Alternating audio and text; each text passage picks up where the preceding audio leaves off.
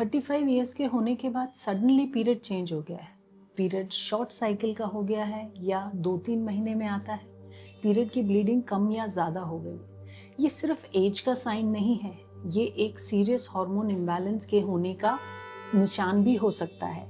You should take it seriously and consult a doctor. What actually happens after the age of 35 years of age? So it is known that हमारा ovarian reserve at birth fix हो जाता है.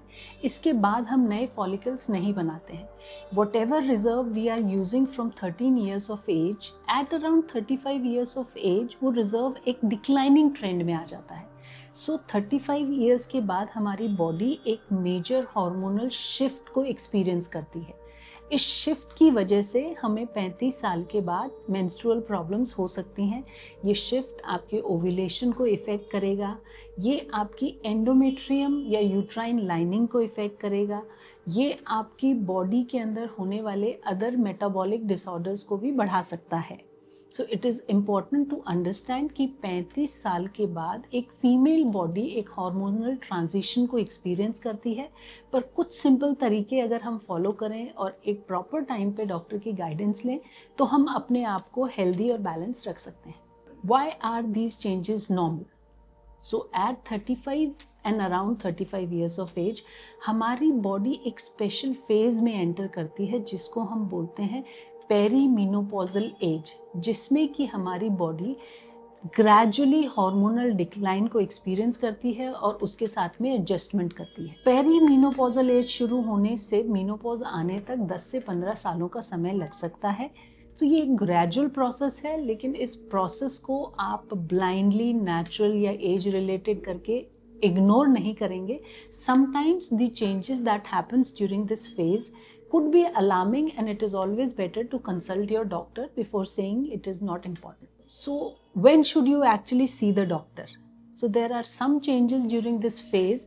If you are experiencing these changes, you should be going to the doctor. Otherwise, you will maintain a healthy lifestyle and this phase will eventually pass away.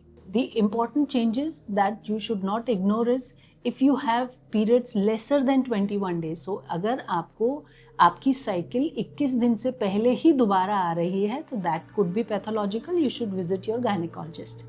The other is कि आपको अगर 2 से 3 महीने तक period नहीं आ रहे हैं तो ये भी एक हार्मोन इम्बैलेंस की निशानी है, एंड इट इज़ बेटर कि आप किसी डॉक्टर को कंसल्ट करें before ignoring this point. If your periods have become suddenly painful, yeah, the pain has increased.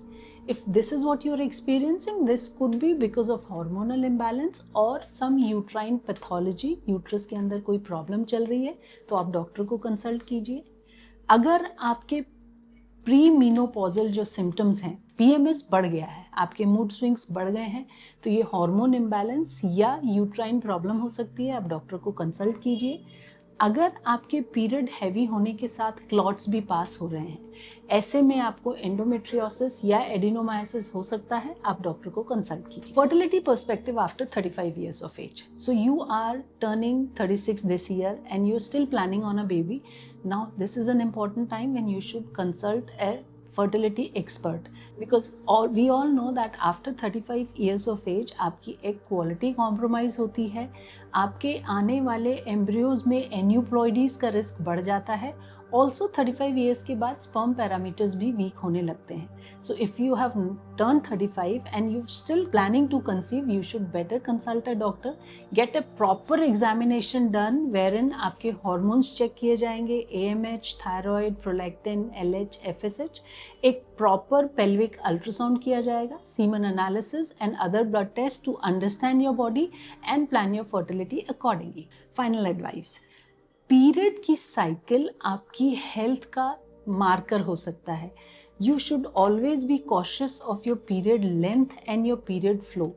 With your cycle monitoring, you can visit the doctor timely and you can keep many illnesses at bay.